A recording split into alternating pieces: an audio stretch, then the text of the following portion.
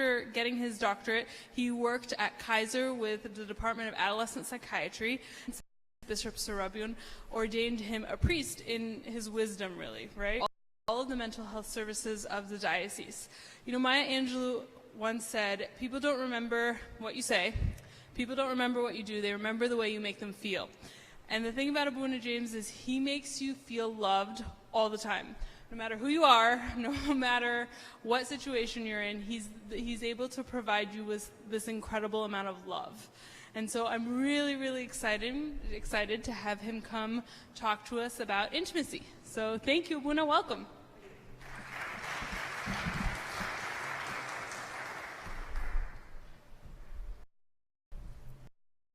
And thank you for having me this afternoon. Remind me how much time we have.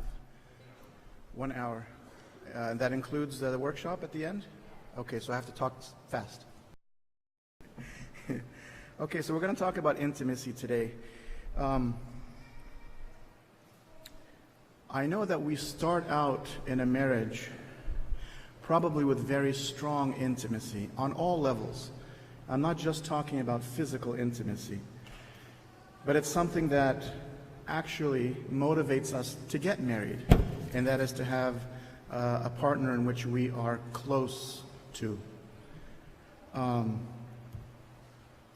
If we were to look at the word intimacy, the Latin word is intimus, which means inner. And so it involves two people who are sharing their inners with each other. We're entering into each other's lives emotionally, psychologically, intellectually, and so on. And this is accomplished with a sense of love, a sense of trust. So the desire for intimacy, as you know, is as old as the human race. If you read in the book of Genesis, we know that God created woman from Adam's rib. And then when Adam woke up from this deep sleep, what did he say? He said, "This is now bone of my bones and flesh of my flesh. She shall be called woman, for she was taken out of man." What he noticed was that there was somebody like him, but with some differences. Somebody separate from him, yet she was related to him. So something deep within Adam was responding to something deep within Eve. And this is really the concept of intimacy in humanity. In a healthy marriage, our theme is never competition, it's always cooperation.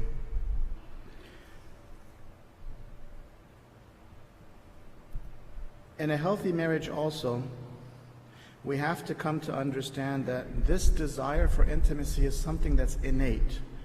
It's something that we find when we're born. And Blessed Augustine, he makes a parallel, at least he reminds me of this parallel when he says, and maybe some of you are familiar with this famous quote. He says, "I will not rest, O Lord, until I find rest in you." As if he's saying, we already have an innate drive to know God and to be close to God and to love God, right? We're wired with this already. Augustine also makes another parallel, if you remember, and maybe you've discussed this, I'm not sure. He makes a meditation about how woman was born from the rib of Adam, from his midsection, and which reminds us that man and woman are what? That they're equals. You know, if he wanted one to be above the other, then he would have created her from his head or from his toe. But he created her from the midsection. So these are just some parallels that I was thinking about when I was coming up with this talk.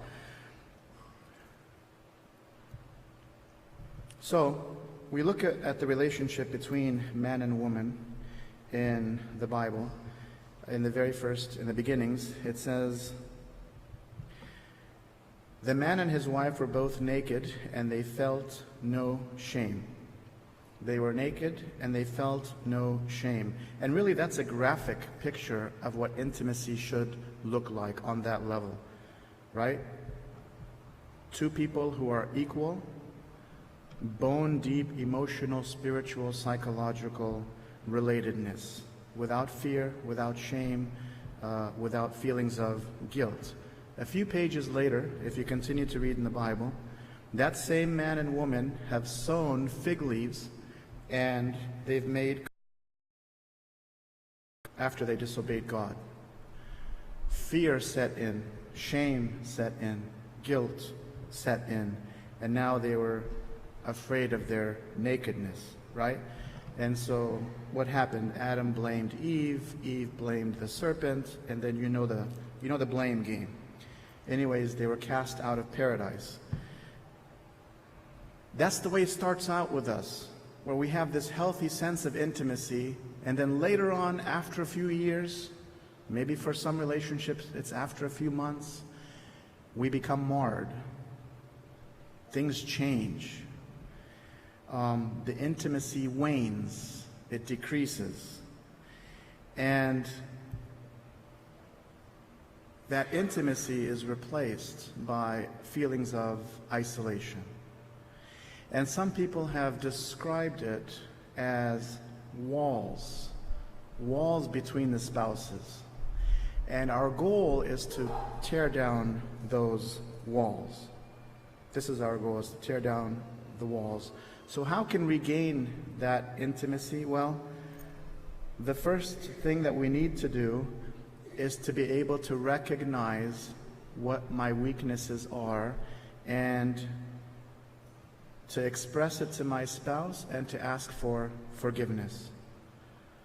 I've realized the problem is not you, dear, it's me.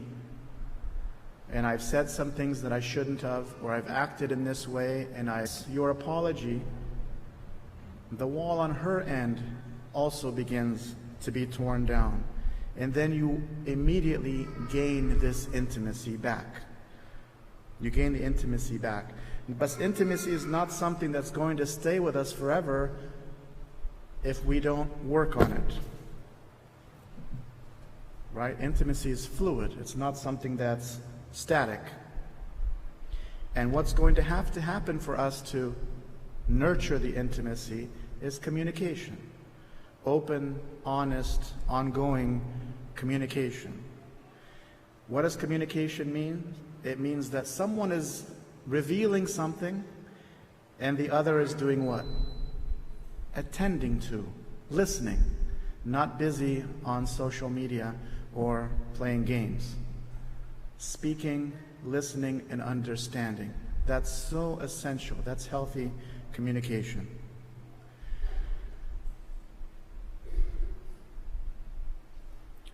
There are many times where we end up burying our emotions, and we fall back on just kind of the nuts and bolts or logistics of communication, such as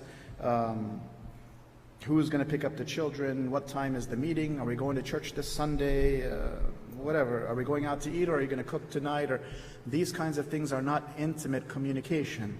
These are logistical ones, and that's what some marriages fall into, and some people believe that that's communication. It's not really. It's not really. But there are reasons that we aren't, or we bury these emotions. The first reason is that we're not in touch with them, because we've been trained early on not to express emotions, or that emotions are not acceptable, right? We've never seen our father, for example, show sadness or weakness, only kind of this stoic silence. And maybe that's common in the Middle Eastern culture. Or our mother is always so positive, which is a good thing, but she'll always say, look on the bright side. We'll never see any negative emotions on her end. Or you might have a grandfather who will say to you, boys don't cry. You got to toughen up. So these are the messages that sometimes we hear early on, and so we're discouraged to emote, right?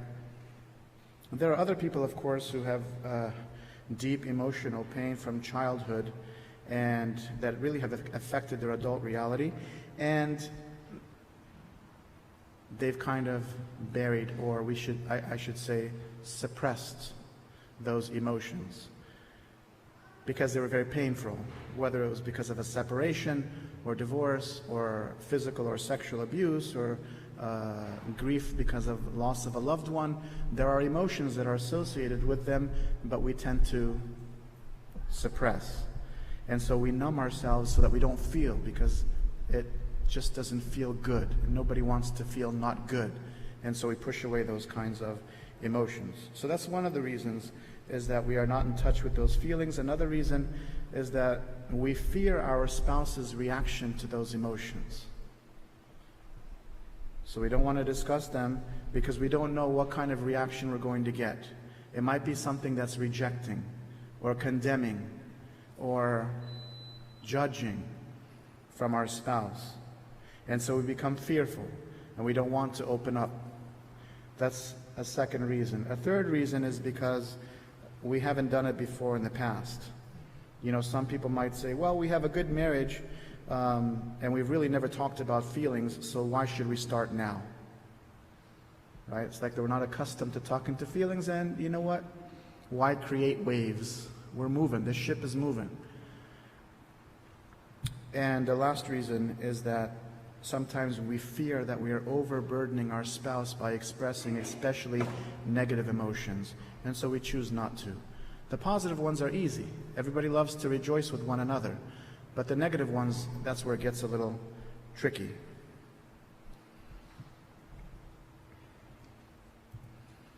So, in terms of intimacy, we know that it affects the way husband and wife treat each other, and also it influences the way husband and wife relate to their children. I want to talk in the next few minutes about, you know, when we first say the word intimacy, everybody thinks about the physical. But there are many levels of intimacy, and the first one is called intellectual intimacy. What that means is that as soon as we wake up, as soon as that alarm clock goes off, our mind is wandering, because there are so many stimuli in the world that we are soaking up.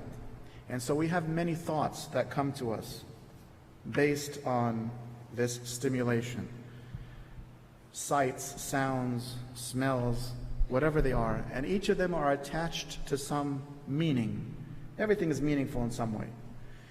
And whether it's deciding what we eat for breakfast or what to put on in terms of clothing in the morning, so we think, we interpret, we decide. All these things are going on all day long in our heads. Because the mind has the capacity to roam.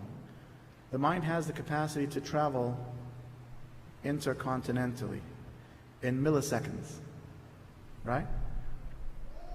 So it's filled with these desires, and then we have desires that motivate us to act. When I get up in the morning, my desire is to have coffee, and so that makes me drive out to Starbucks or whatever. I have these desires, and I want to fulfill them. And so all of these things are working in my mind. So if we are to obtain intimacy, we must choose to reveal some of these thoughts to our partner. You choose what those thoughts are that you're going to share. Obviously, we have to be selective.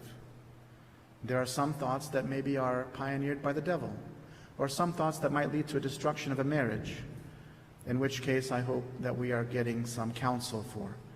But you decide what part of your thoughtful world you're going to share with your partner.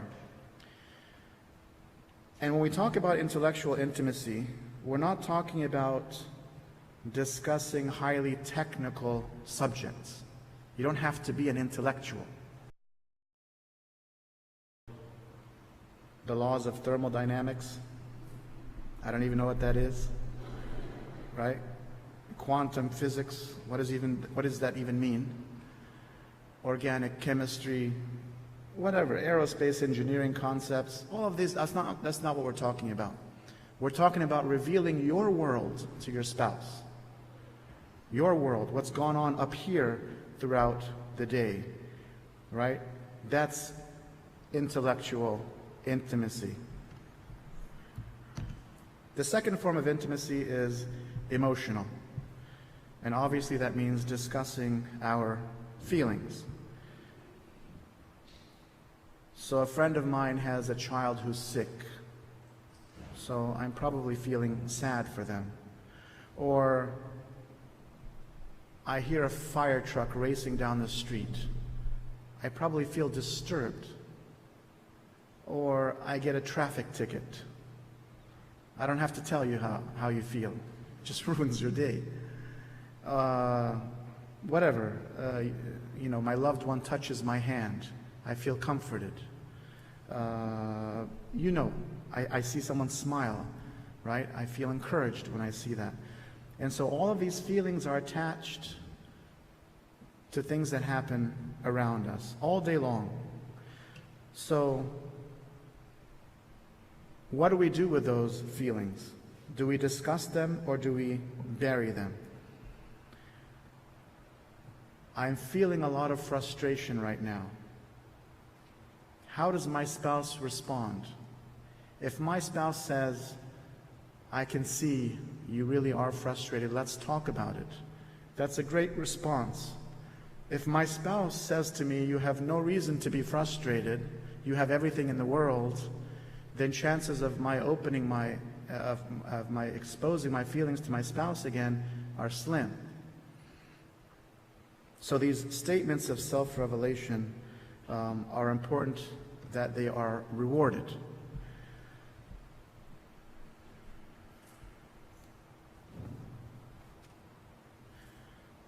I've been feeling really depressed the last couple of days.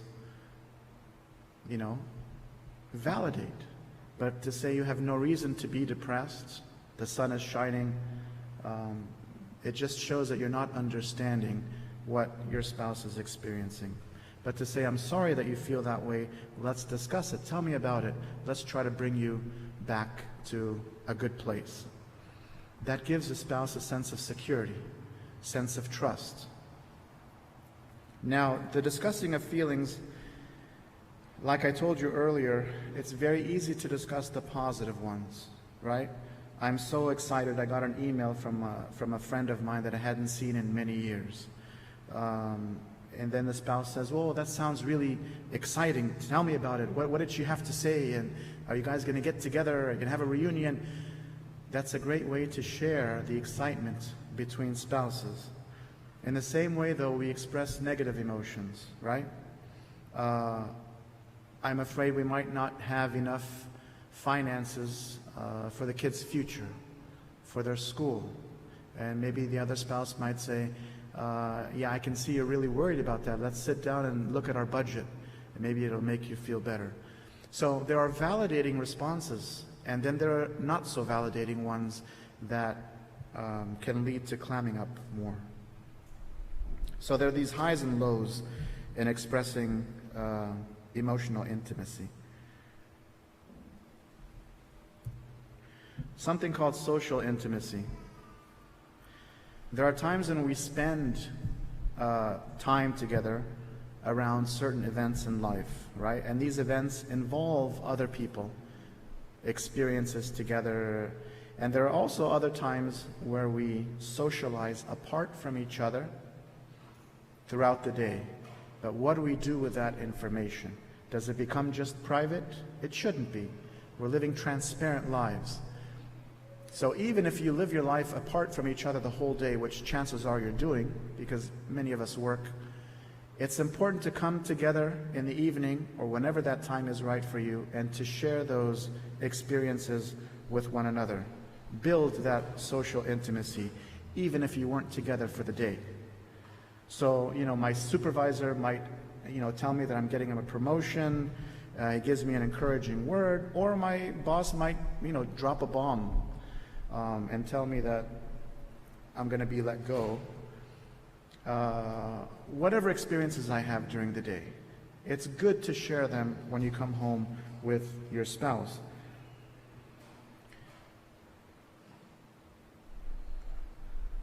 When we do that, it's like we're expanding our horizon, right? So it's not just about me.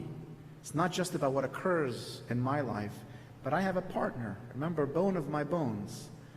And it's good to share that life with him or with her, even though we didn't spend that time together.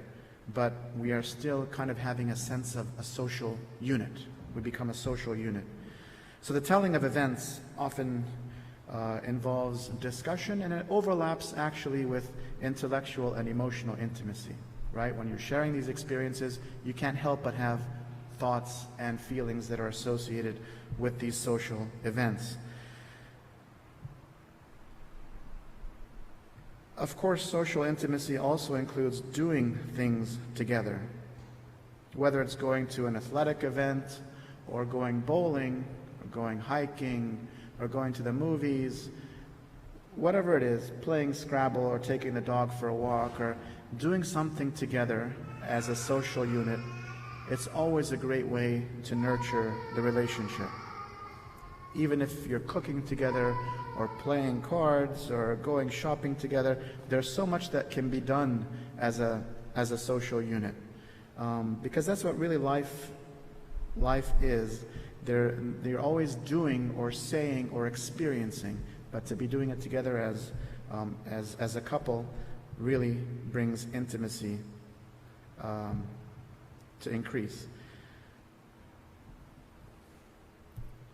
There's something called spiritual intimacy. And spiritual intimacy involves opening our souls to one another. Right? What are we talking about when it comes to spiritual intimacy? I might have, during the day, spent some time meditating on the love of God, for example. Whereas my spouse, during her lunchtime, might have reflected on the justice of God. Or my spouse might have been singing some nice hymns that she had recently learned. Or my spouse was, praising and using a spiritual song that she's going to teach to the Sunday school kids. Or my spouse was listening to a sermon on CD when she was driving and something really struck her. Or you come to a place like this, a marital enrichment seminar, and you have so much to discuss on your way home. Or you're sitting next to each other taking notes because the speaker is talking about things that really hit home, and you go home and you compare those notes. All of these are ways to share spiritual intimacy or to increase spiritual intimacy. I can be meditating on Psalm 23, the Lord is my shepherd, and I remember a time when I felt shepherded by our Savior Jesus Christ, and I wanted to just share that with my spouse. Whatever it is, there are ways to be spiritually united. Of course, I don't have to tell you that a family that prays together stays together. I know you've heard that already. That nothing beats a couple that comes together and asks Christ to come between them when they're praying. So, praying together, reading the Bible and discussing together, and even discussing Abuna's sermon on Sunday when you're driving home together, whatever it is, that's going to build a connection between couples.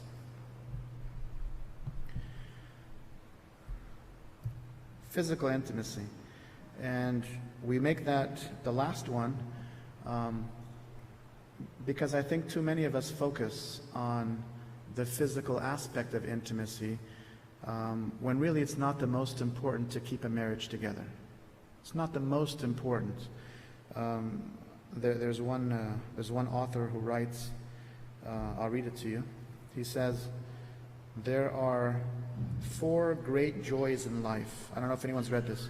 There are 4 great joys in life. Number 1 is the joy of knowing God.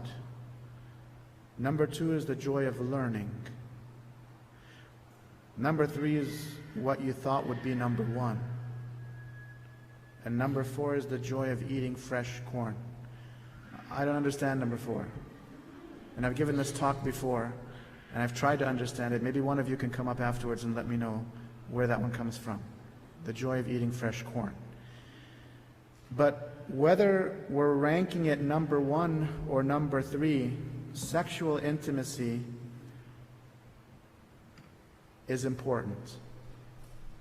And it's important to know that men and women are different in the way they respond. So a husband's emphasis might be on the physical aspect of sexual intimacy, such as seeing, touching, foreplay, things like that. This is what he focuses his attention on. That's physically exciting to him. That's exhilarating. That brings him pleasure.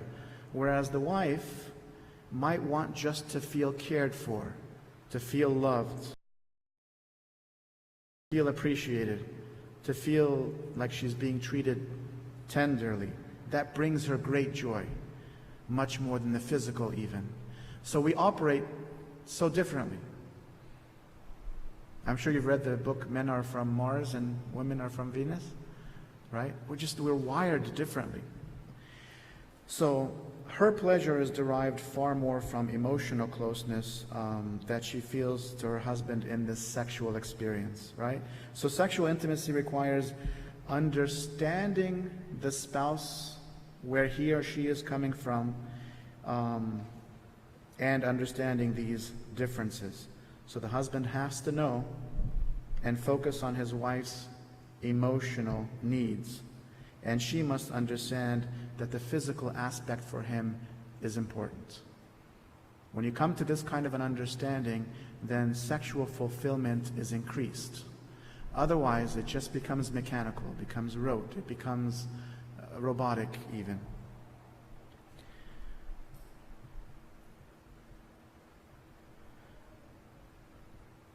So we talked about the male is stimulated by sight, and that's why, of course, the pornography industry is booming. It's a multi-billion-dollar industry. And of course, many men and some women have fallen into that addiction. The female is far more stimulated sexually by, a tender touch or affirming words or any kind of acts of thoughtfulness. Just like many women, they say sex doesn't start in the bedroom. Sex doesn't start at night. Sex begins in the morning. How? What do I mean by that? Sex begins in the kitchen, right? When their spouse is offering them help, when their spouse is doing a chore, when their spouse is tending to their needs, even in the beginning of the day. That for them is a joy. That for them becomes arousing, so to speak. That becomes a great experience for them. So we can't just separate the sexual intimacy from the emotional or the intellectual or the social or the spiritual. We've looked at them separately today for the purpose of understanding, but in the context of human relationships, you can't just compartmentalize them. The Bible says when a husband and a wife have sexual intercourse, they become one flesh. One flesh. It doesn't mean, though, that one loses his or her identity. It doesn't mean, though, that one envelops the other, right? They become one flesh, but they still have distinct identities, two lives that are bonded together in a mutually satisfying way. So it really is the physical expression of an inward union between a couple, between two lives. So in a healthy family, the relationship between the husband and the wife really is a significant one, but nothing is more important than this marital intimacy that we spoke about. There are some things that can affect the intimacy. I don't think I made a slide of that one. But things like sickness or separation or pregnancy or children, for God's sake, that can affect the marital intimacy, as you know. But if the husband and wife are committed to keep the intimacy alive, it can definitely be worth it, and it's very satisfying for both of them. So that's kind of the end of my part of the lecture. I don't know if you have questions at this point before we get into the exercise.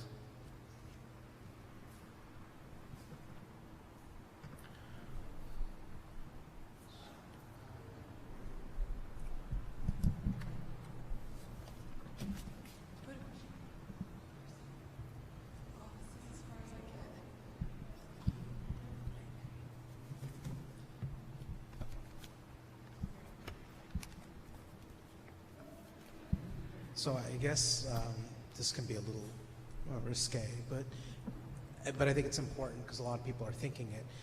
Would you say that a difference in inherent sex drive is inherent to the sexes? It is a property inherent of maleness or femaleness? Does it represent cultural or upbringing differences in nurture? Or do you think it is a product of, I guess, certain levels of commitment to spirituality? So is it, in other words, should all couples expect a difference in sex drive? Classically, male more, female less? And if so, is this nature, nurture, or spiritual? Nature, nurture, or Spiritual. spiritual? Well, what's the question essentially? Sex drive? Is it normal or is it generalizable or true to say that the male sex drive is inherently stronger than the female sex drive? Or is this an artifact of other causes?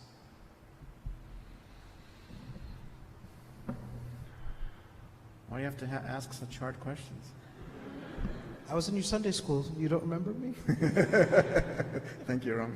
I love you, Abuna. We have some experts in here, if you're willing to chime in, Dr. Yusri or Dr. Nabil.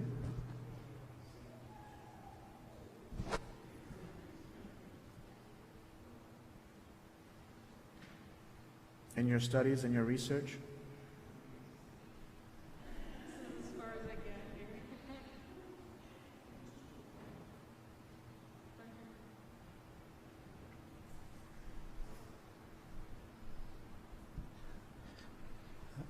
Pardon me, I need just to hear the question again because I was sitting further. I didn't understand everything. Can you repeat the question? Mm-hmm. Yes. Yeah.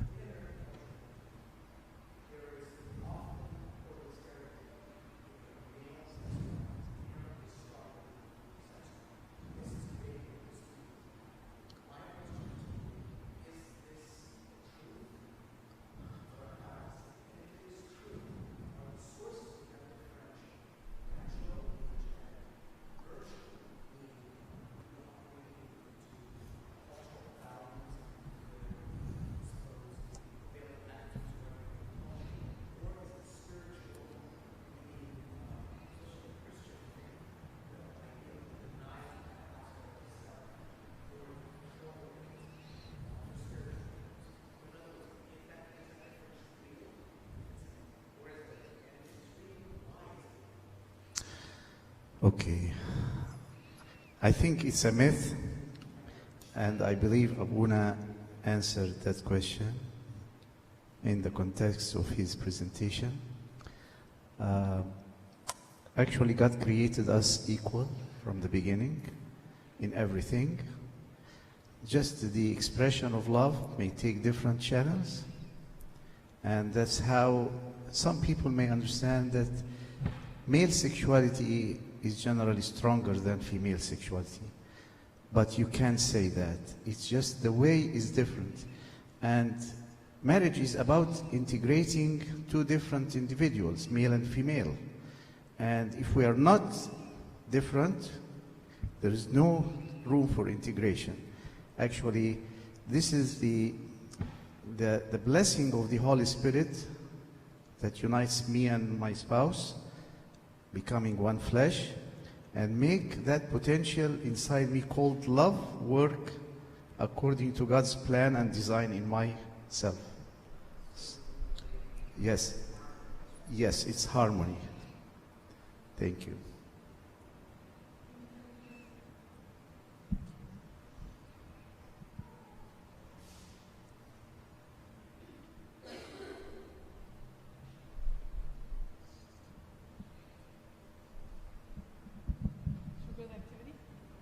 Okay, how much time do we have for the activity?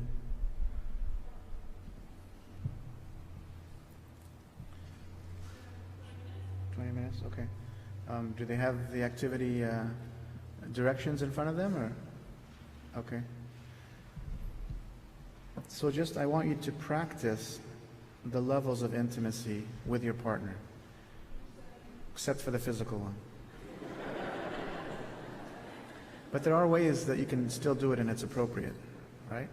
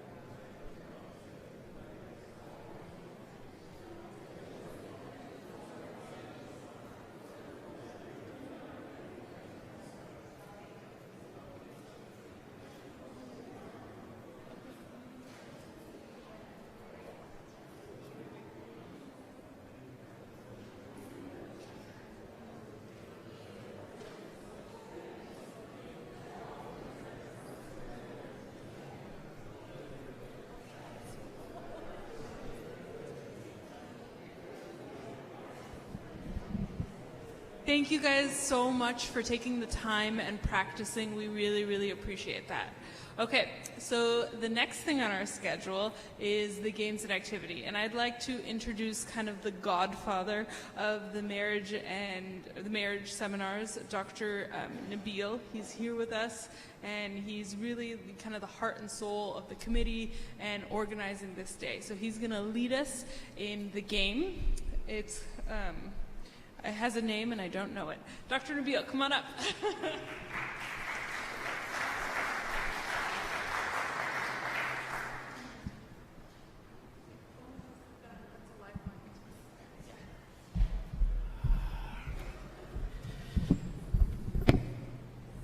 How is everybody doing? Good? Awake? We're going to have a judge and a timekeeper. The judge has to face the audience. Yeah.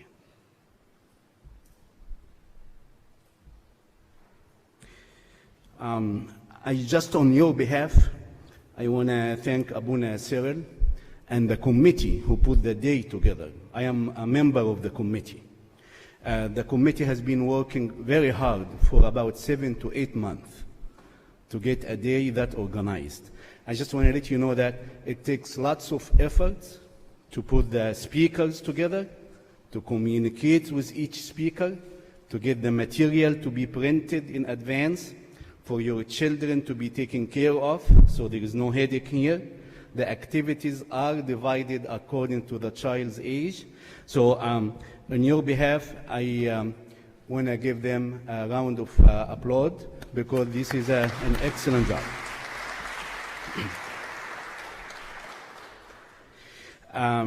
The committee gave to me the most difficult job ever. Let me explain to you. Okay? They asking me to come here and conduct this entertaining game after 3 eloquent, distinguished speakers, Dr. Maggie Atiyah, Dr. Mina Youssef, and Abuna James Soliman. I think between you and me, don't tell them I said that. They made the wrong choice. They gave me the game, and I am the oldest of the committee members. I am the guy with the heaviest English accent. I am the guy with the least experience in computer and PowerPoint and so on. So I will take my chances trying to keep you awake. It is very difficult to stay awake after a beautiful 5-star heavy meal like this, but we'll see what we can do. The game, we're going to divide the group into 4 teams. Look at your name tag. Your name tag has a color. So we want to put the blue team members together, like in the front left quarter. The other red, the judge can help me divide them?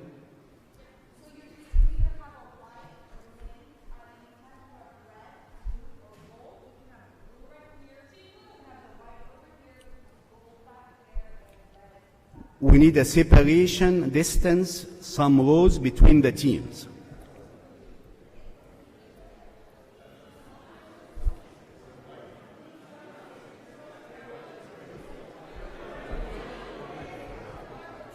Yeah, the blue team. Oh, score, yeah. And I need somebody with 30 seconds. For Every question, the team, after I finish reading the question, they have 30 seconds to answer. So just let you know when 30 seconds are. Don't you have a timer, beep? Okay, yeah, it is in the iPhone.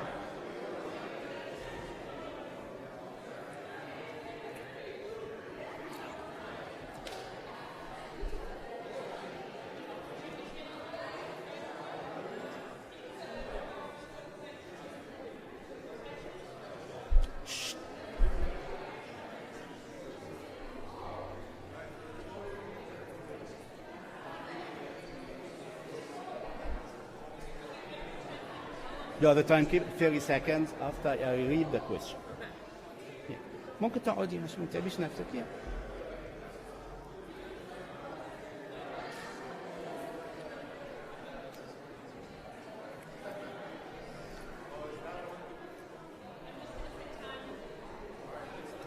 Oh, does it?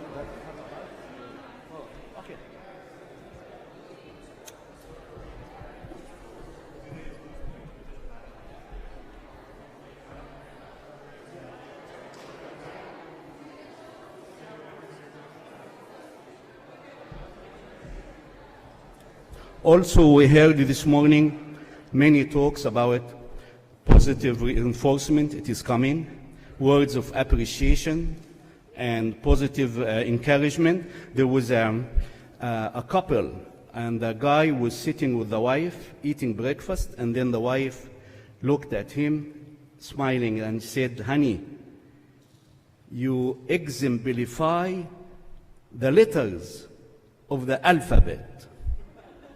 He looked at her and said, what does this mean? She said, "I'm telling you."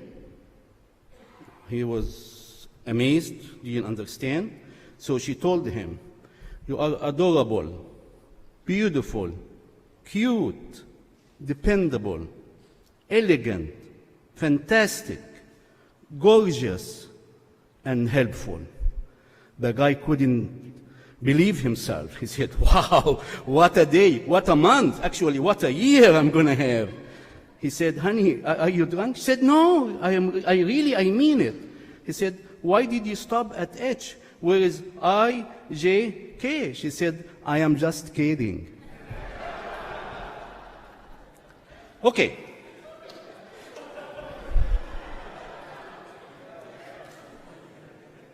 The game, as you see, it is, we call it Who Wants to Be a Christian here, but it is like a Jeopardy game. We have, what's that?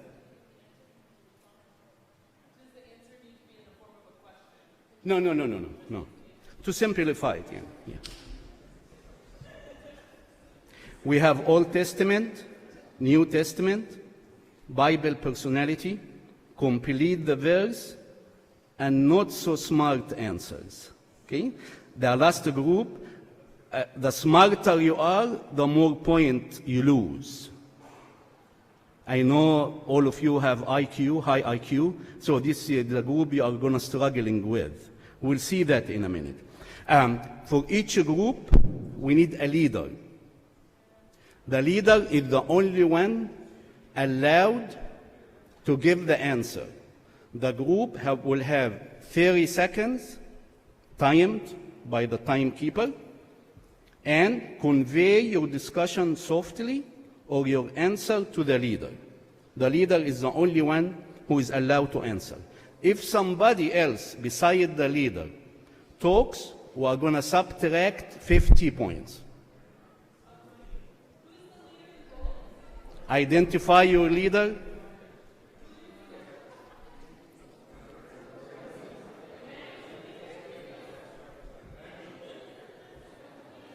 You have to be in close proximity physically to the leader.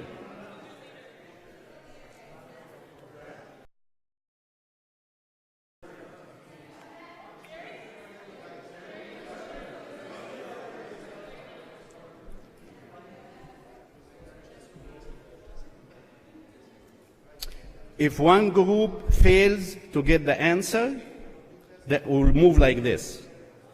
The next group will inherit the question. If they can't answer it, we'll answer it, and we'll move on to a different question. You ready? Okay, so here we have the blue. What is this? What color? White, gold, red. Can we start with the blue? We have 30 seconds after I read the question. What do you want to choose?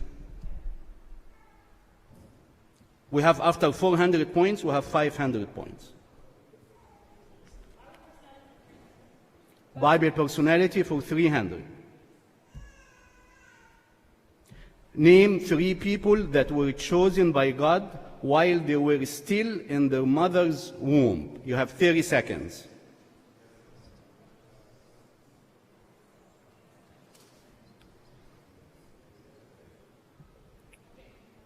Raise your hand so I can see. Yeah, go ahead. John the Baptist, Jesus, and Samson. Let's see the answer. John the Baptist, Saul of Tarsus, but your answers are correct. So we'll get 300 for the blue group.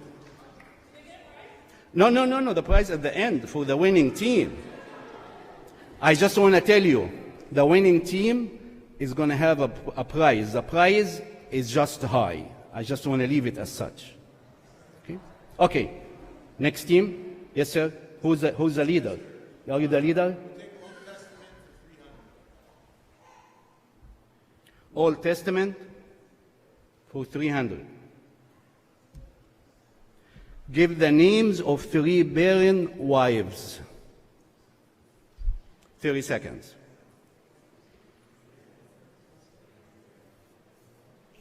You have to be ready with the answer in the back.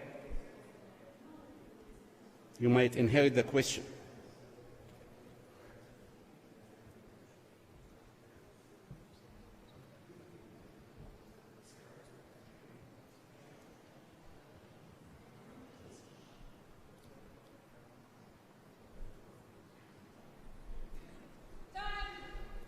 Next. Yeah, within the allotted time. Yes. Sarah and Hannah and Elizabeth. Excellent answer. Sarah, Rachel, Hannah, and Elizabeth, Zachariah's wife. So we'll give them the point. 300. You're staying. Okay? Choose.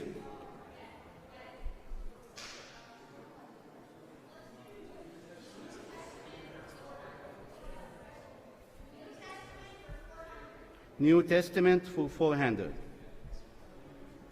Who from the 12 disciples had 3 names? What are these?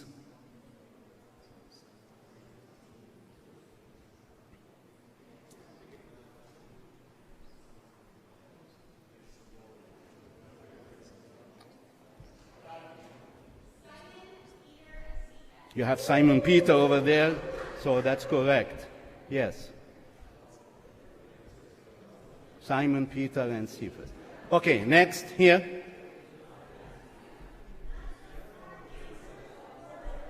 What? Okay. Remember, the lower the IQ, the better. Yeah, you did not get it. No.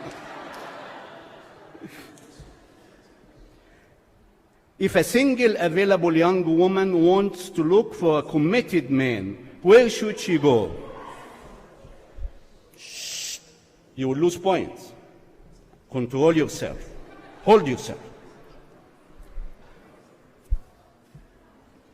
Dr. Maggie.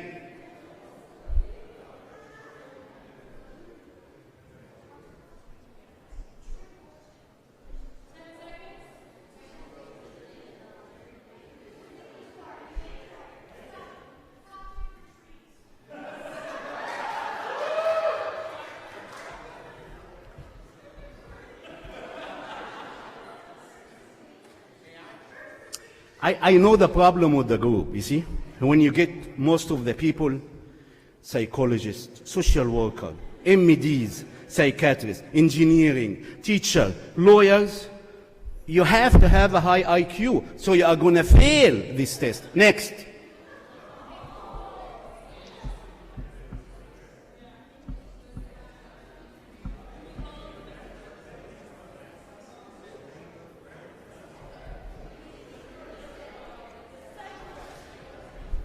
What? The psych word. Excellent answer.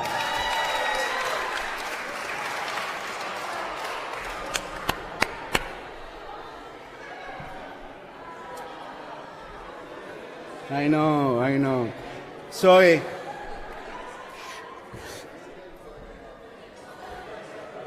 Okay, you inherited the question, so you have another chance.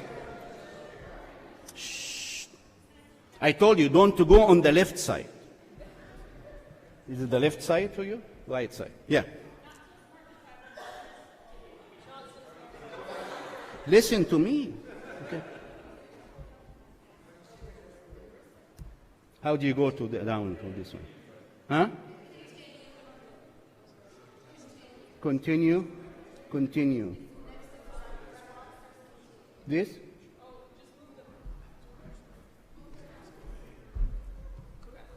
Oh, your screen is different. Yeah. Oh. Restart? Refresh? His screen looks very different. Give it 1 second. Oh, thank you. And then put it here. Give it a second. Michael. Sorry, let me make sure it's. There you go. Okay. Again the 500. Yeah, okay. Okay. Okay. Not so smart for 500. 30 seconds. Are we ready after I read the question? How do you read this?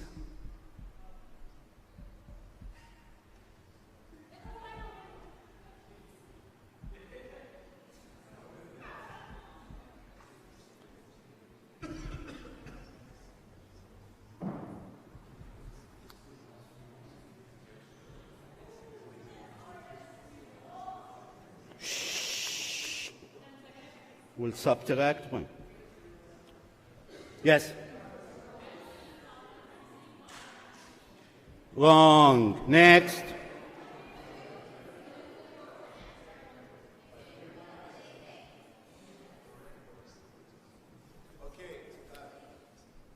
We have 30 seconds in this group.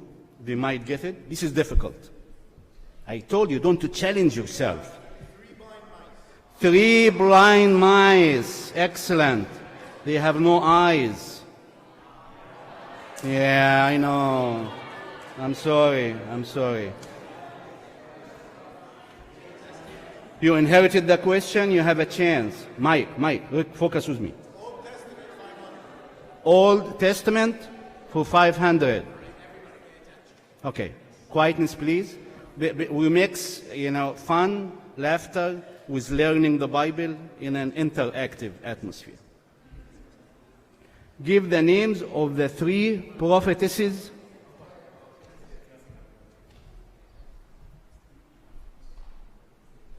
Sorry, guys.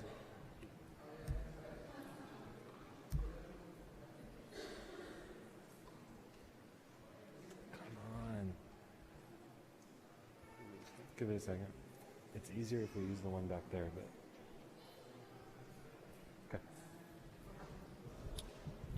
Give the names of the 3 prophetesses in the Holy Bible. 30 seconds. How much time do we have? 30 seconds.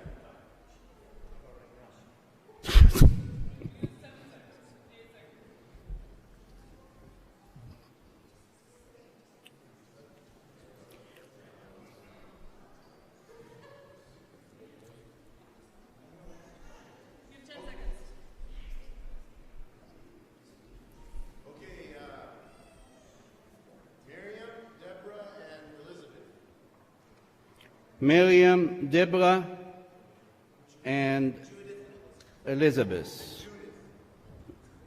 And John the Baptist. No. Next. For each group, consider yourself, you are going to be next. So if the first group fails to arrive to the correct answer, you will be ready.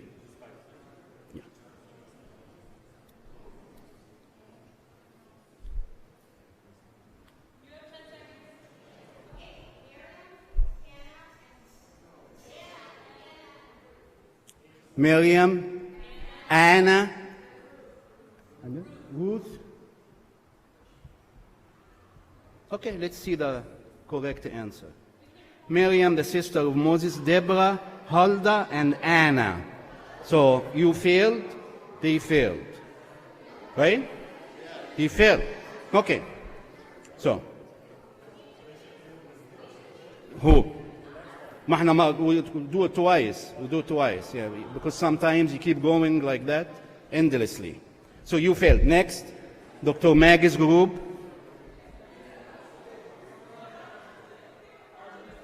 You failed. You want to give them a chance? Mesh. Okay, no problem. Thanks. New Testament, 300. Who are the husband and wife who made of their house a church? Maggie's group to get ready. Nice answer. Thank you. Raquel and Brisquella. Okay. You counting, Peter, the numbers? No, because that's inheritance. Inheritance, yes. Maggie's group.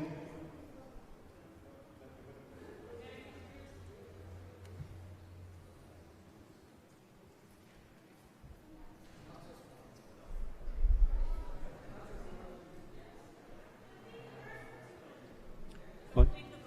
Complete the verse for 200. Philippians 4:13. I can do all things.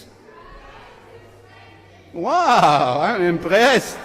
I am very impressed. No thinking. Do you know it by heart?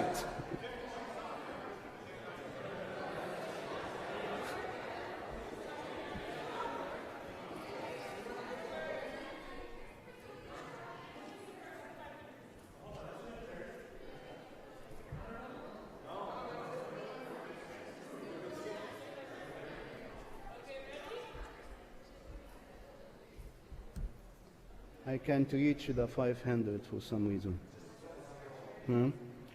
I told you they chose the wrong guy. They couldn't believe me. All I do is I use two fingers and go. Okay. If you use two fingers, you go up and That's down. an iMac, right? It's a, I can so tell. you use two fingers.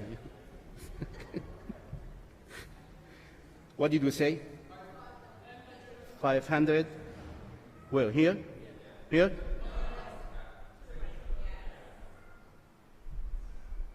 Galatians. But the fruit of the Spirit is?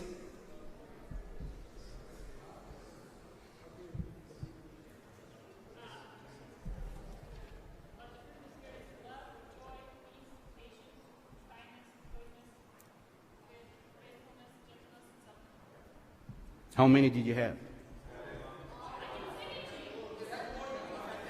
Yes. Joy, peace, love, suffering, kindness, goodness, faithfulness, gentleness. Excellent. Good answer. Next. Bible personalities for 200. Name two people in the Bible with the name of James.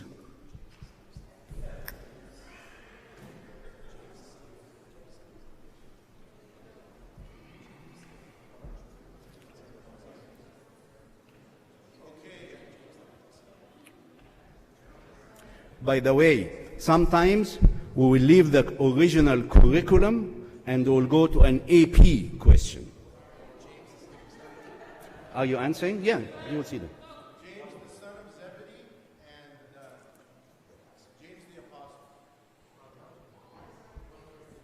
James, the son of Zebedee, the brother of John, and James, the son of Alphaeus. He is one of the apostles. Correct.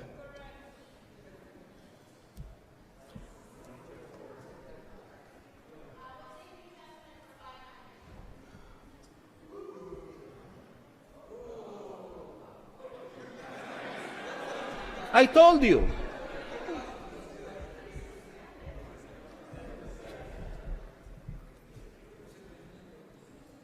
Oh, no. Is it here? Okay. Go ahead. You do it. Okay, I'll help you. What do they want? Thank you. What do they want? 500. For which one? New Testament 500. Quote a verse about the apostles' fast. We are in the apostles' fast now. How did the church come up with the apostles' fast? Based on what?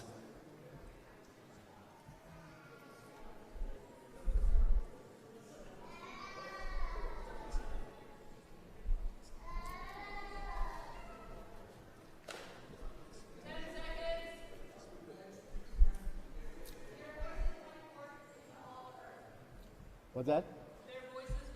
Wrong. Okay, Maggie's.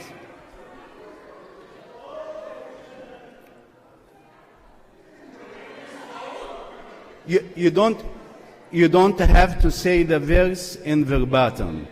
but you have to understand the context. So you don't need to check Google the Bible or anything. Are you talking to us or are you preaching?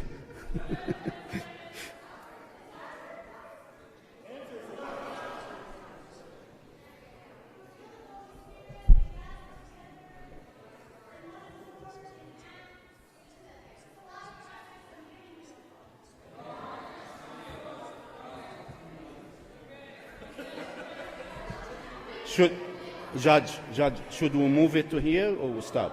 Because two groups failed. Give it one more. Okay, here.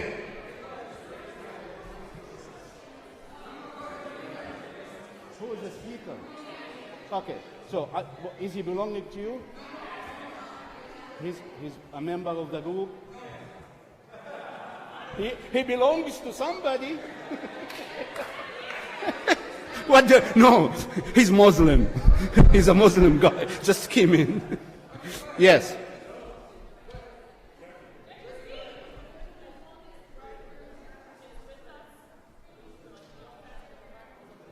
Yes, excellent answer. As long as the bridegroom, we are not going to subtract 50 points for this member, but we need to be organized. Okay, so you... Huh? Yes, perfect. Yes. Let's go so far? No. Okay, an AP question. What? ماشيين كده.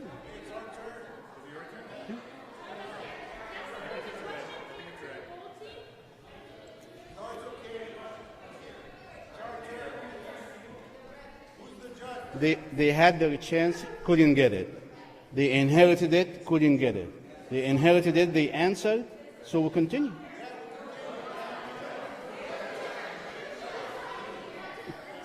What? Tell me whatever you want. Okay.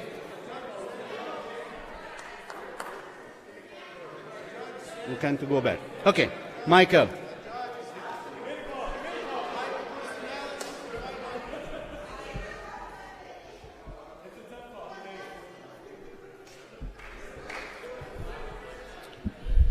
Bible personalities for 500. No. There is an AP question. مش في الكتاب, مش في المنهج. Okay? For 200 points, tell me the context in which Jesus said this verse. Him. Talk to him. When they asked Jesus, why don't your disciples fast? Excellent answer. 200. Okay.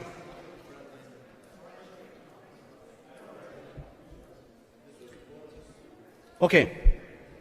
Bible personalities for 500. What? You just let them go, so they shouldn't go again, right? Okay, so we'll go to Yeah. Okay, we'll go to the next. Yeah, over there. Somebody told me you can't make everybody happy. I think they are right. Yes. I'm سامع حاجة. Complete the verse for 300. And we know that all things work together for good to those. Who's the leader? You are the leader? Continue.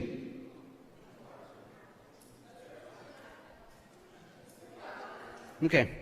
I will leave it up to the judge. Who love God, to those who are called according to his purpose. We'll count it. We'll count it. Okay, we'll count it. Thank you. Okay.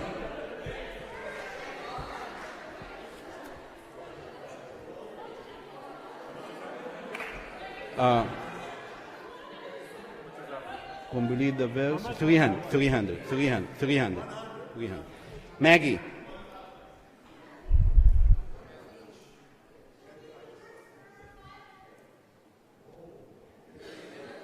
I'm not going to touch it.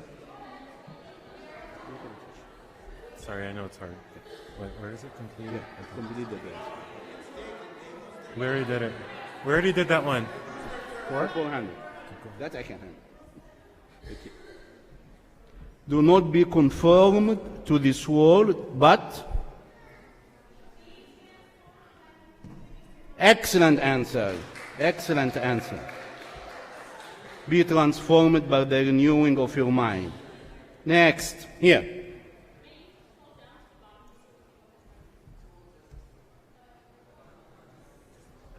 Sorry. So all other pieces Those are all done. here, So you have these two, Jackie. and we have the Bible personality and New Testament. Okay, here. What are the names of Herod's steward and Herod's wife? Both were mentioned in the gospel. This is difficult.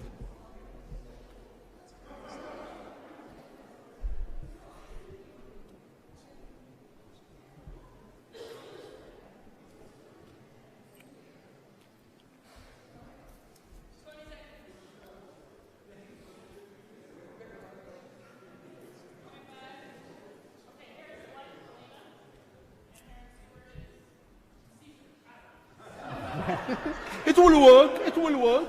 Augustus. أي حاجة. Yeah, his wife is what? Helena? He is Helena. Do you want to inherit the question or you're giving up? This is a toughie. This is why it is 500. For 500, let everybody try it. Okay, ماشي. Judge قال it can come to you if they fail. You want to pass? No. Okay. To get the 500, you need to answer both names. You don't get 250 for the wife and 250 for the servant. It doesn't work like that.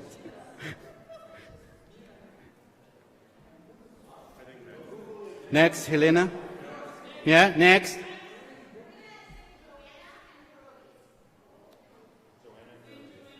No.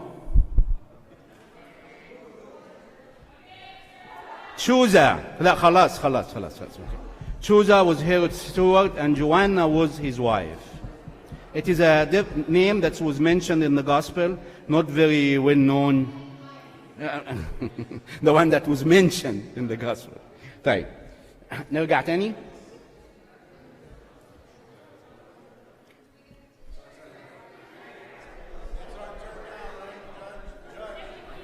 Yes. Maggie's. Yes, not too smart. For 300. Here you go.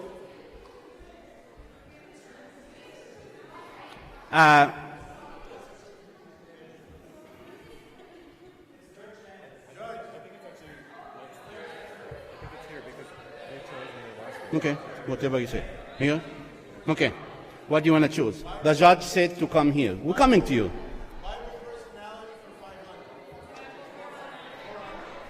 Are you going to help Peter or no? Yeah. So you just take your two fingers and you go like that. Let me Yeah, do, maybe I yeah, can yeah. get to the end. Yeah. There you go, and then there you go. Okay, thank you. Bible personality.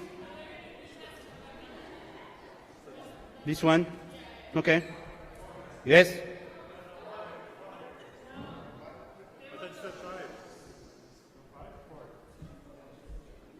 They want Bible personality, that one for 400. Okay.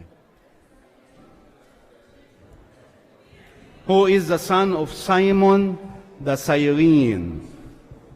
Simon the Cyrene had a son mentioned in the Bible, not in the Gospel.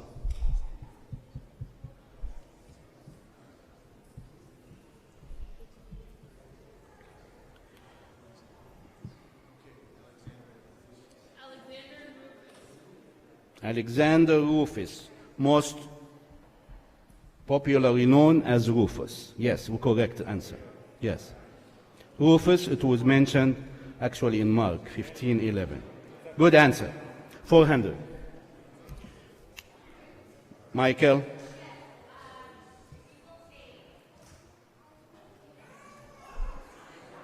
They are all, did you notice? They are all afraid not so smart answers. It is terrifying them. Nobody touches it. Because they are very intelligent. Huh? 300. Okay, before we go there, if you are not familiar with the Egyptian culture, you know what a Saidi is. Okay, so a Saidi is somebody, I am a Saidi, from Upper Egypt, popularly known as having low IQ. Okay? So I'm just letting you know.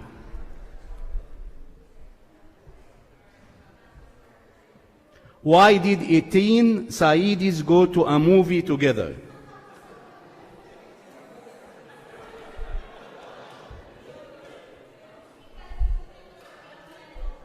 Yes. Good answer. Because below 18 was not allowed. Yes.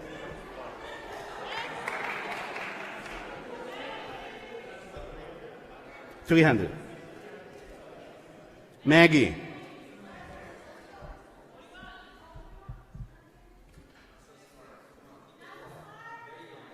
Not so smart for 200. What did the Saidi say when his fiancée asked him, Habibi, if we get married, will you give me a ring? Excellent answer. What's your phone number? Yeah, same thing. Yeah, we counted it. Here, Jackie.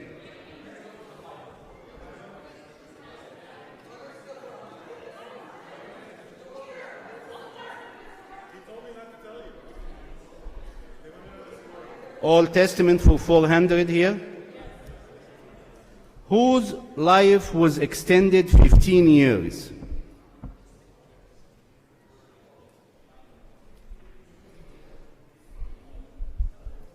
Time is okay?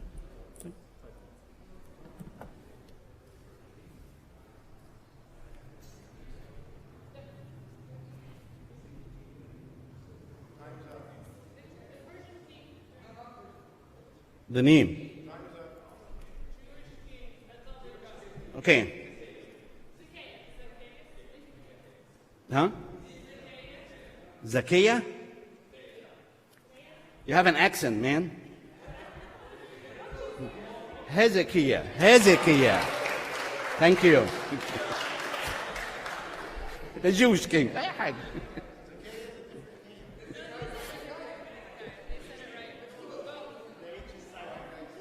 Micah.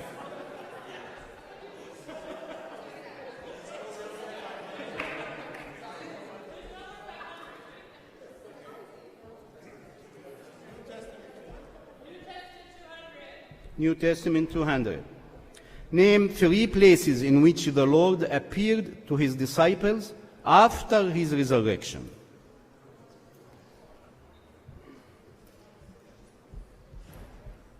Abuna spoke about that on Thomas Sunday, the first Sunday after the resurrection.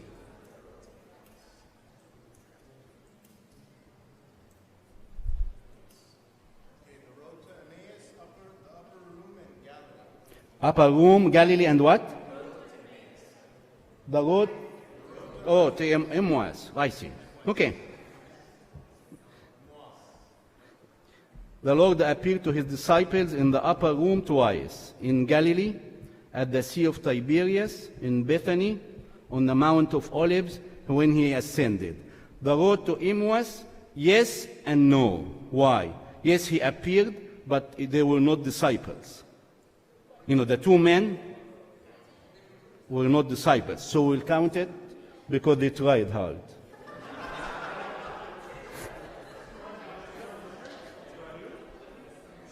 Okay. Old Testament for 200. Who is the mother who gave birth to a prophet, a prophetess, and a high priest?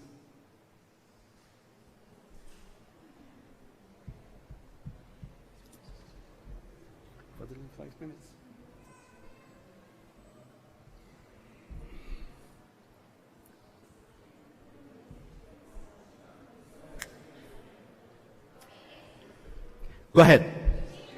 I need her name.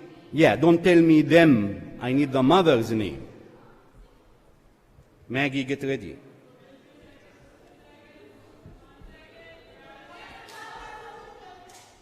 The mother of what? Her name. اسمها ايه? Yes. Yes. Good answer. This is difficult. Yeah, Joshebed. This is a difficult one. Thank you. 200, yes. Maggie.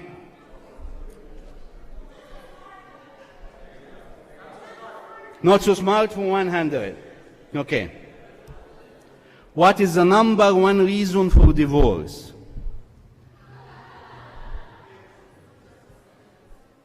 It is weird to ask this question in a marital enhancement seminar, but that's what I found.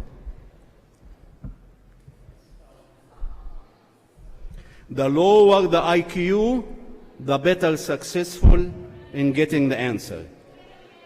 Excellent, yes. Marriage.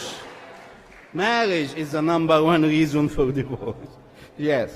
Okay, here. What's that?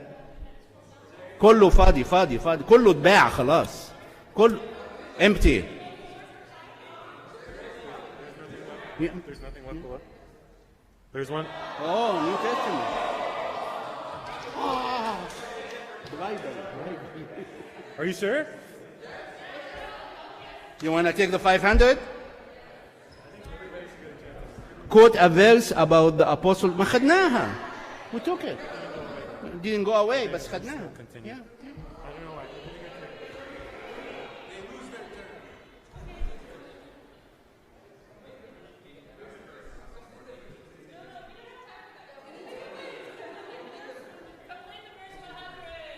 Complete the verse for 100. For God so loved the world that he gave his only begotten Son, that whoever believes in him. Excellent answer. Thank you. Should not perish but have everlasting life. Mike.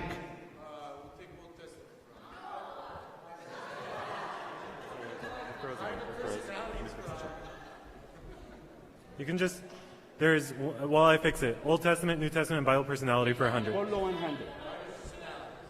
Bible for 100. I'm just fixing it here. I know. Yeah, I know. Bible personality 100? Yeah. Can you just read it for them? Okay. There are 7 people in the Gospels with the name Simon. Name 3 of them. 3 Simons in the Bible.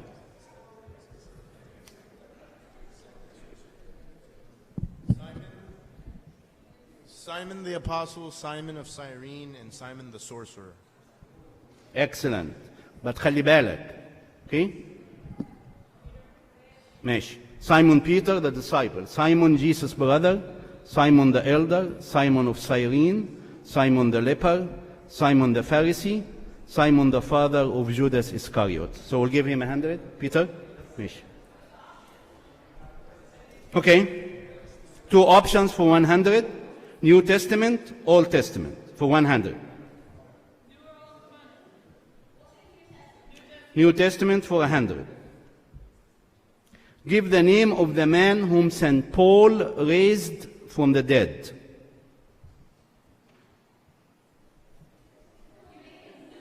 Excellent answer. Eutychus. Yes. That's in Acts 20. The last question for 100. Old Testament. You have no choice, actually. When was a child to be circumcised according to the Old Testament? When? No, not where. We know where.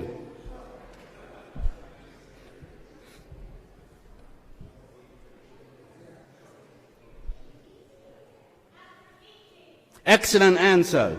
On the 8th day, yes. And by doing that at the end of the competition, the judge will convene to add the numbers, and then we have the high prizes. Okay?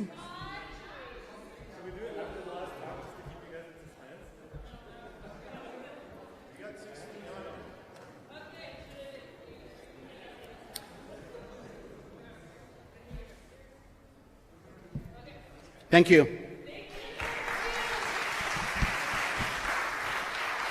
Thank you, Dr. Nabil, for everything you've done for this day. It's been amazing to work with you.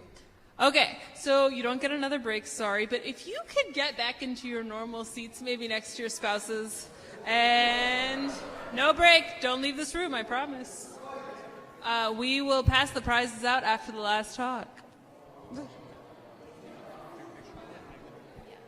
And on the way out at the end, don't forget to pick up your magnets, which are your favors, and pictures. So just get back into your seats, and then I will do an introduction for you. The magnets are on the registration desk.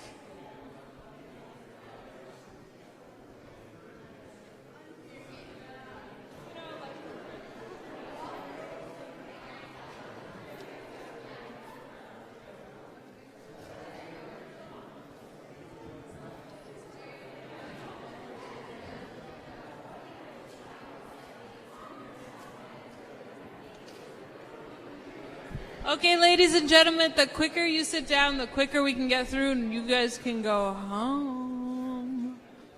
Sit down. Okay, so the next speaker I'm going to introduce to you is Dr. Mina Girgis. He is a clinical psychologist who graduated from the California School of Professional Psychology. He's practiced for over a decade as a forensic psychologist. He's worked at the California State Psychiatric Hospital and also maintained a private practice where he sees the gamut of all patients. He is here with his lovely wife, Cindy, and they have the 3 cutest boys. Can we say that? They're just super cute. Also, he's been super flexible with us and very kind. Our committee has wanted to say that we thank you for everything you've done for us. We appreciate you. And please, welcome to the podium, Mina Girgis.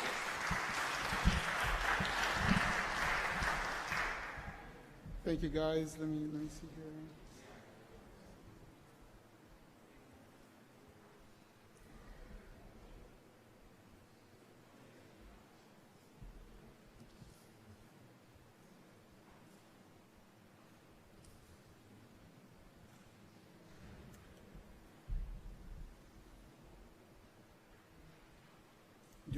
From the start? Okay. But how do you do that, please? So you can just read it as it is. So I have all the presentations together here. So you can just look at yours for notes, and then I can click forward for you. So this is just, we'll let you know where you're at. Okay.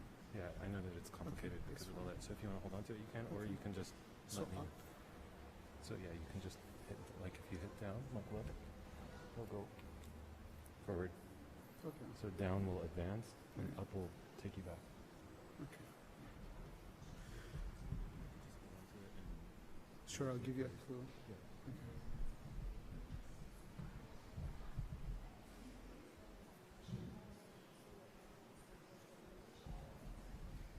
Okay, guys, so pretty much, at the end, there's going to be an evaluation form for everyone to kind of fill out, maybe a feedback form on how today, and if you have any suggestions, any feedback, that would be great. So let's start with kind of maybe positive reinforcement. Thank you for saying towards the end. Positive reinforcement in marriage is the topic for today, and I want to kind of maybe go ahead and ask you this question right here, which is,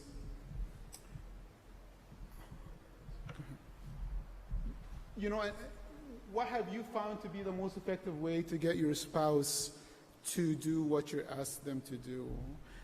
Think about it for a minute, and what have you personally found to be the most effective way for you? Okay. So let's look at maybe some kind of common things. One of them is nagging. And if you look at this slide, it's a comic which says, start exercising, lose some weight, pay more attention to me and the kids, help me out more on the house, and they're in the change room. So that's one way to get your spouse to do what you're asking them to do, is through nagging. The next one is to punish them. This one says 15 minutes for tracking mud. I got the half day for forgetting the anniversary. That's another way of getting someone to do what you ask them to do. Putting a guilt trip on them. I hate making you feel guilty, but I have a great success with this one in the past. Okay, the next one. Yelling at them. For the last time, where are my eggs? And then the next one. Ask them nicely. Honey, would you please take a minute out of your busy day to call me? Thank you. All right. So let me ask you this. Which one have you been using? Which one have you been using to get your wife to maybe do what you ask them to do? Anyone willing to maybe raise their hand?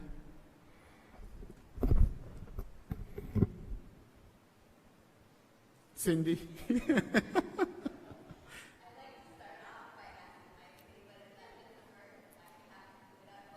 Okay. Fair enough. Honest answer. Anyone else? Combination?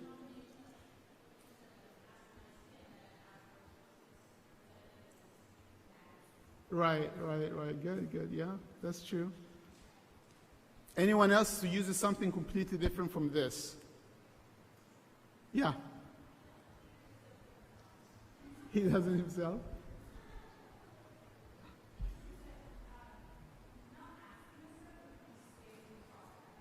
I can't hear. Like, give me an example.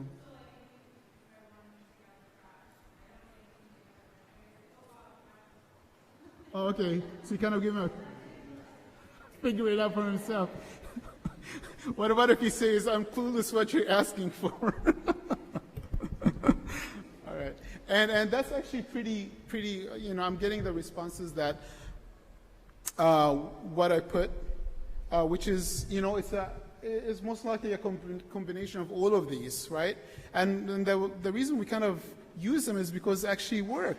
Sometimes nagging works, where the person kind of like, yeah, I don't want to hear this anymore, so let me just do it. Asking them nicely sometimes work, right? I mean, most of the time you ask your wife in a nice way, or your husband. It does work, right?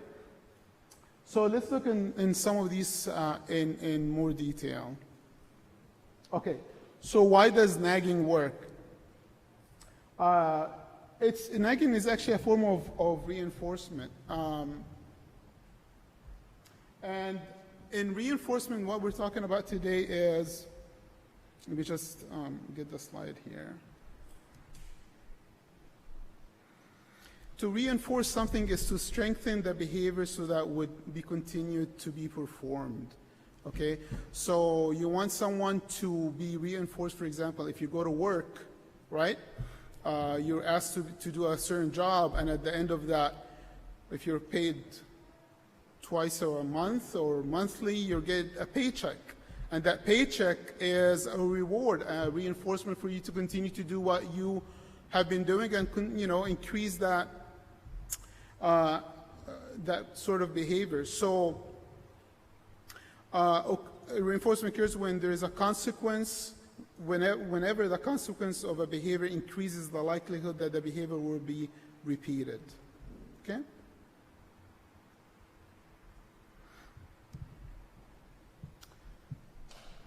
Okay, so nagging is a form of a negative reinforcement. So today we're talking mainly about positive reinforcement, but also there is something called negative reinforcement. And negative reinforcement and positive reinforcement was pretty much by a psychologist, B.F. Skinner, who came up with these kind of terms. And negative reinforcement, the only thing that you can think of is when you get in your car, and before you start the engine, and before you put your seatbelt on, there is this beeping sound, right? And this beeping sound is a reminder, it's a nagging, right? Hey, put your seatbelt. If you want this sound to go away, you got to do what I'm asking you to do, so put your seatbelt on. So that behavior in itself, that sound, is a reinforcement to do what? To increase that behavior, which is putting on your seatbelt. So nagging, when a wife goes or a husband goes after the wife and they're asking to do whatever the behavior that you want them, it works because the person sometimes don't want to hear this anymore and then will comply with that behavior, right? So the nagging in itself, although something undesirable, but it works because a lot of times the person don't want to hear it, as I said, and in order for them to stop that annoying noise is that to comply. All right? Okay, let's continue.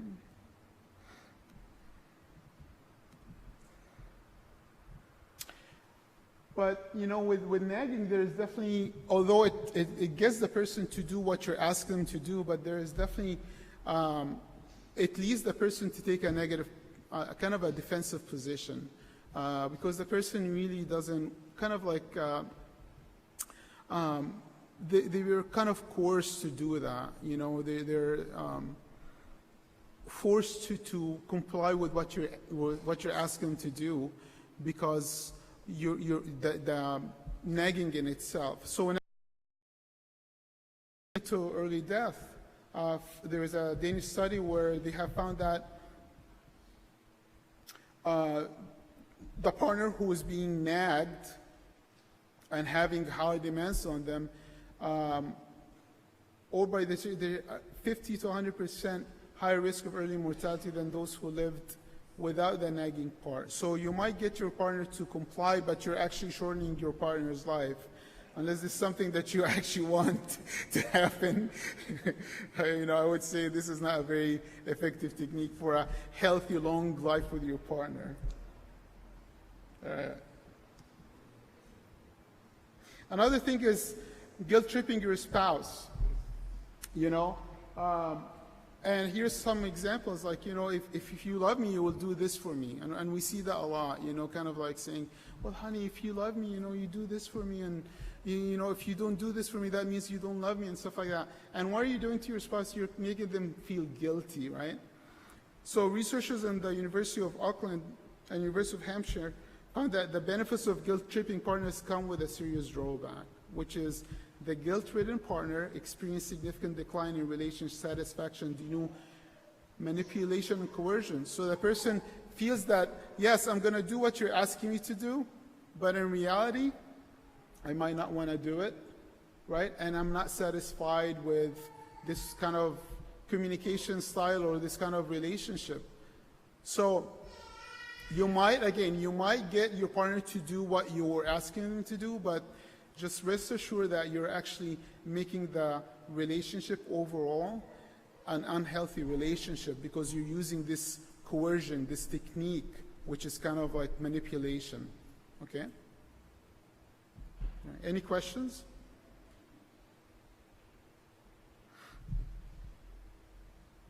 Okay. Let's go to the next one.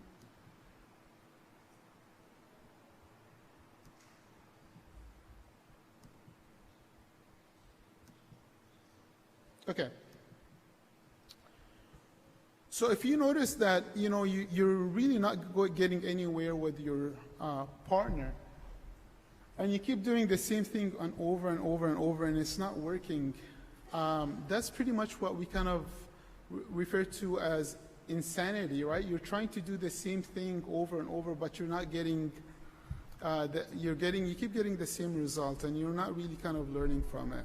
A lot of the patients that I work in at the hospital, if you look at the forensic chart, they have a lot of charges, like maybe 11 pages of charges, and they keep coming in and coming in and coming in for various like drug charges or break and entry, or and you kind of question yourself, well, why is it that they do what they're doing? How come they keep repeating the same thing? And the answer is because whatever they're doing outside in the community before they come is actually reinforcing that behavior in them. So there is punishment. Yes, they get incarcerated, but at that moment, whatever they're seeking, that thrill or doing drugs, is more reinforcing to them, right? It's hitting that part of their brain that is making it hard for them to stop that behavior. So in your relationship, if you find that you're continuing to kind of maybe hit a wall with your spouse, that's going to lead you to maybe think of a different way. I want you to think of a different way to approach your spouse. That goes with the first order change and second order change. These are researchers from Palo Alto, California, that came up with this concept. First order change is when you're doing more or less the same thing that you're doing, and the change is just not happening, right? So you have to take it to the next level. And the next level, what they call it is second order change. It's a change that is deciding and being forced to do something significantly or fundamentally different from what you have been doing before. And it's kind of like it's to the level where you have to make a true commitment to yourself that you're not going to go back to what you have done before because it's not working. And it's a true commitment not to anyone else but to yourself and to your spouse that you're going to do something different. And that kind of leads us to using maybe positive reinforcement in your relationship, right?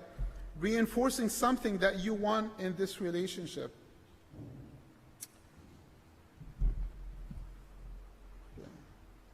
Can we go? All right. So, for time, unless someone really is dying to do this, we're going to just think of maybe like a husband and wife, where the wife is asking the husband to clean the garage, right? The garage is very, very messy. It has a lot of things to be cleaned. And the husband, for whatever reason, doesn't, it's a lot of work, and he just doesn't feel like cleaning the garage. And the wife keeps asking him over and over, nagging him, right? So he might kind of, just to stop the nagging, he's like, okay, well, you know what, let me go in the garage and clean a little bit of it. He takes a couple of things, but he doesn't really, his heart is not into it. So he does it for a while, and then he says, hey, I'm done with it, right? A couple of weeks pass by, and then nagging continues, hey, I asked you to clean the garage, and you're still not cleaning it, right? He's like, oh man, she's talking about this again, so let me go ahead and do a little bit more. His heart is not into it. She can punish him, say, hey, you know what? If you don't clean the garage, you're not gonna get whatever, right? I was like, so that might motivate him, right? He's like, well, you know what, man, she's putting me between a rock and a hard place. I'm gonna have to do something. But again, his heart is not into it. It's not coming from inside. There's a factor, the motivation to do this is coming from outside of him. It's an extrinsic motivating factor instead of intrinsic. She can ask him nicely, and most likely that he will comply, but again, it's not. With positive reinforcement, what happens is that if the wife sees that the husband is doing something that she wants, for example, if she notices that the husband is actually cleaning the garage or maybe took something out of the garage by himself, so the wife or the husband, I'm just talking about, I'm giving an example of the wife talking to the husband, but it can be vice versa.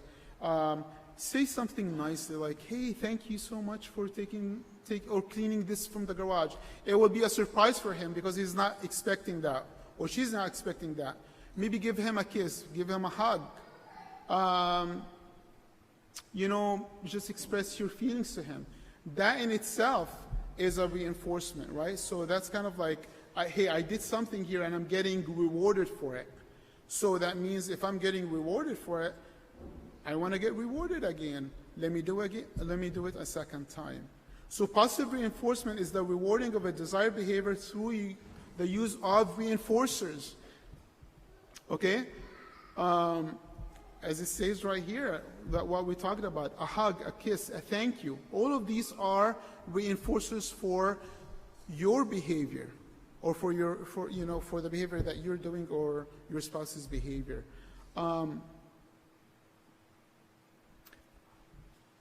I think a lot of times we might, do it maybe like, as something, unexpected, like, you see your husband doing something, and you kind of say, hey, thank you, honey, for doing that, but we're not consistent with it. We just kind of say it, and that kind of passes, and we don't use it. But this second order change is really kind of pushing you to incorporate that into your marriage and make it a habit. Make it something really fundamentally important in your marriage, to reward the person, reward your spouse. If you see that your wife is putting the kids to sleep or doing something like that, you can go up to her and say, thank you for that, or give her a hug and a kiss. That will be reinforcing, right? Your wife makes dinner for you, and you enjoy that. Why not? Why not show affection at that moment to reinforce that behavior? Because when you do it, that reinforces the part of the brain where the brain gets rewarded by that. Hey, he thanked me for that, right?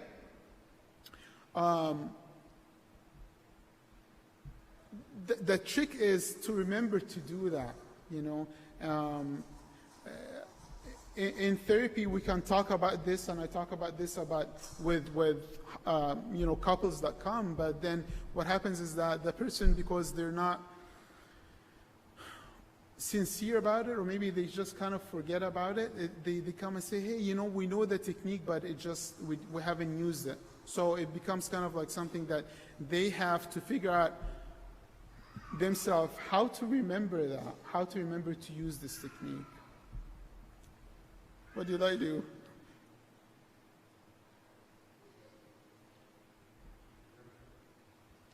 Let me go back here.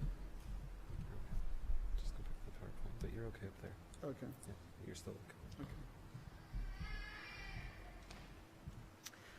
So as I said, the spouse now will link between whatever activity they have engaged in and being rewarded. And we kind of learned this through, even as children, right? A baby, like you got to remember this. When a baby cries, right, and the baby is being fed, well, the baby is getting rewarded, right? The baby is getting rewarded for that, for being hungry. What we have to be careful of, and I'm going to maybe kind of go into this, I just want to bring it in, is that a child can get rewarded also from being a negative. So let's say a child with his parents go to a store, and the child wants candy, right? And the child says, hey, can I have candy? And the parents doesn't want to give him candy, right? So the child starts to cry, right? And that crying in itself becomes a negative thing, right? The parents don't want to deal with the crying in the store. Other people in the store looking at them, the kid is crying here and making a lot of noise. So the parents do what? Okay, let me give him the candy, right? They give the kid the candy. So the kid, again, is getting rewarded for what? For that crying, for making a scene. And the kid, what are we teaching the kid at that time? We're teaching them, hey, if you cry next time in the store and you do this, guess what?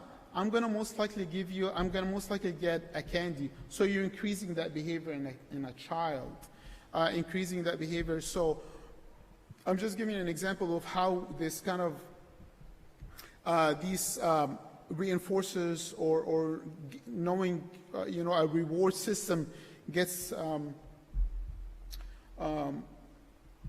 formed in a person.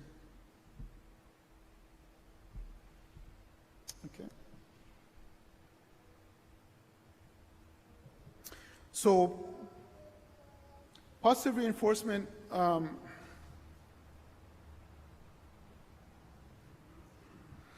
you're more likely to succeed in increasing the frequency of a desired behavior in your partner if you consciously positively reinforce the behavior in your spouse. We talked about that. Okay. And if you notice that your spouse have engaged in a behavior that you appreciate or desire, you you need to thank them for that. That's a form of positive reinforcement. Positive reinforcement have been found to be most effective. It is provided in close proximity to the desired behavior. So if your spouse is doing what you're asking them to do, make sure that you give them positive reinforcement very close to that behavior that they want them to do. Not a week later, not 2-3 days later, because sometimes that link between what you're asking them to do and the reward has to be in close link to each other. So that's something that you have to be aware of. If you're going to say a thank you, most likely do it maybe within 15 or minutes or so. It has to be very close time to each other.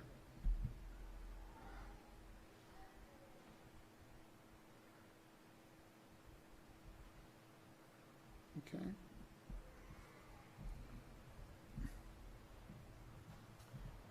In order for positive reinforcement to be reinforcing, it has to be reinforcing for the person. If let's say you're reinforcing your husband or your wife about something and they don't really care about it, that behavior is not going to be repeated.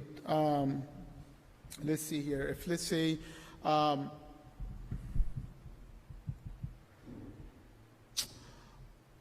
you know, you're trying to reinforce your husband for a behavior, and you say, okay, well, I'm gonna give them, I don't know, maybe like a card or something like that, and your husband doesn't care about that. That's not going to be reinforcing. You have to find something that they're going to enjoy, and you know that they enjoy, right? Something like that. Reinforcement should be given contingently, so that means that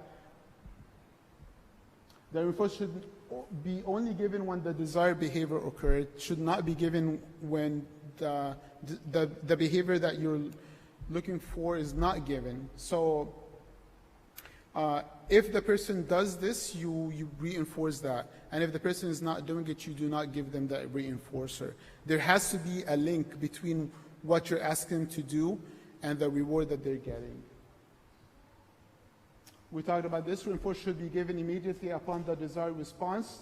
In order to build a correlation between the desired behavior and the reward has to be given immediately after the behavior itself. And reinforcement should be rotated to prevent satiation of a reinforcer slowly, and over time build a list of potential reinforcers. So the person is not getting the same thing over and over, because that will kind of get boring. The person will become immune to that after a while. So have to find out different ways to reinforce the behavior of your spouse. Okay?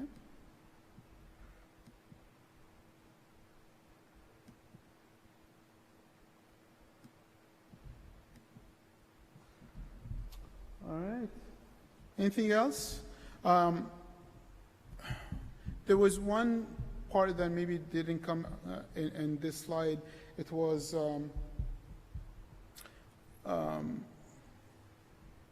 like a positive reinforcement, kind of a prayer thing, but it didn't show up here. But oh, okay.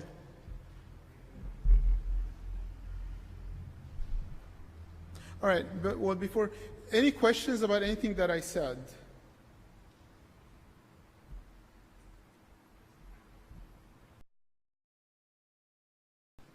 All right.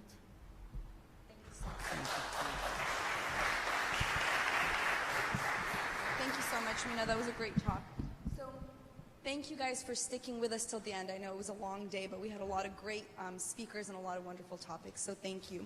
If you turn with me to page 8 and the first few pages of your booklet on page 8, the fourth and last activity that we want to do is to kind of end our talks with a prayer. You'll see on pages 8 and 9 that there is several little short prayers that the husband will pray for their wives and the wives will pray for their husbands. I want you to spend the next 5 or 10 minutes quietly reading these prayers to yourselves and praying as really the most powerful form of encouragement for your spouse. Reading the prayers for your husband, reading the prayers for your wife. And if you feel comfortable doing so, quietly spend a couple of minutes after that praying together for strengthening of your relationship, for strengthening of encouraging one another, for benefiting from this conference and this day. And after that, there's also on the following page an additional workshop that you can do at your convenience at home, which is actually writing a love letter to each other, kind of remembering what made you fall in love with each other to begin with. And I encourage you to spend, as much time as you can at home writing that and sharing it with each other. We wish we could have done that today, but for the sake of time, we'll let you do that at home. But for now, please, on pages 8 and 9, go ahead and start praying for the next 10 minutes for your spouse, and then for your relationship. Thank you.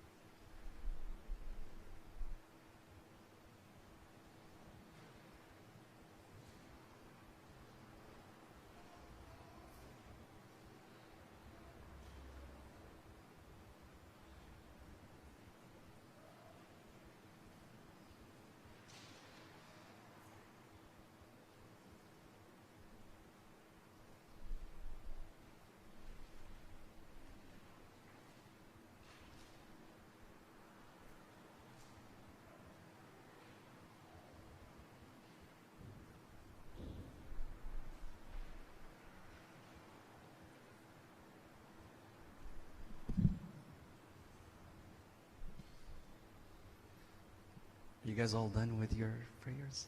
Okay, one thing that I'm going to ask you to do is I want to ask you to put a date on the top of your prayer list. And I want you to put it somewhere special that like, for instance, your prayer corner or somewhere that you regularly pray at. And I encourage each one of you to pray this daily for your spouse. If you want to go all out, get a nice little card and write it nicely and put it in your prayer corner. Every day you pray that for your spouse with a date on the top. So you always remember that's the date I prayed. So there's a couple of announcements. Well, first I want to thank for all the team and everyone that put this together, and I pray that the Lord rewards them heavily. A couple of announcements. The photos are in the back. I encourage you to take them up when in the way out. And I also encourage you to do the evaluation at the end, because we really want to hear from you. We want to hear it, so there is more. But you cannot put 2 evaluation forms. You can only put 1. No, I'm just kidding. Well, that you shouldn't anyway. But anyway, so I encourage you that you regularly pray. And I want to end the day by thanking you for investing in your spouse. This should go on regularly. Time with them, love them, care them. And I don't want you to look at it spent. Actually, I'm investing.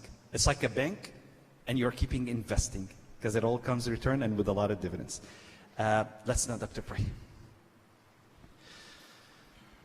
In the name of the Father, Son, and the Holy Spirit, one God, amen. We love you, Lord, and we thank you. Thank you, Lord, for blessing us with that gift that you gave us, our spouse. We thank you, and help us, Lord, to always see our spouse as a gift from your hands, Lord, to treat them accordingly, to communicate them accordingly, and to communicate them according to a daughter of a king or a son of a king. Help us to see our spouses as your children, Lord, that we treat them as so. We ask you, Lord, to bless this day and the rest, and bless every couple that are standing in front of you, Lord, today. And help us, Lord, to see us and our spouse as one, just as you see us as one. That we are united in a covenant with you. Help us to live that way and treat each other that way as one team. I ask you, Lord, to bless everybody that put effort in making this day happen, and all the service that they did. And I thank everyone for, and bless everyone, Lord, for being here and investing in their marriages. I ask you, Lord, to bless our life, our future, our health, our children, and our future generation. And I ask that you lead us all into your kingdom, Lord. And hear us, Lord, through the intercession of Saint Mary and all the saints when we all pray together. Our Father who art in heaven, hallowed be thy name. Thy will be done on earth as it is in heaven. Give us this day our daily bread. Forgive us our trespasses, as we forgive those who trespass against us. And lead us not into temptation, but deliver us from the evil one. Through Christ Jesus our Lord. Thine is the kingdom, power, glory forever. Amen. Now the love of God the Father, the grace of his only begotten Son, our Lord God and Savior Jesus Christ, the communion and gift of the Holy Spirit be with you all. Go in peace. The peace of the Lord be with you. In the way out, there's photos, and there's also a gift from Holy Resurrection that will be on the table.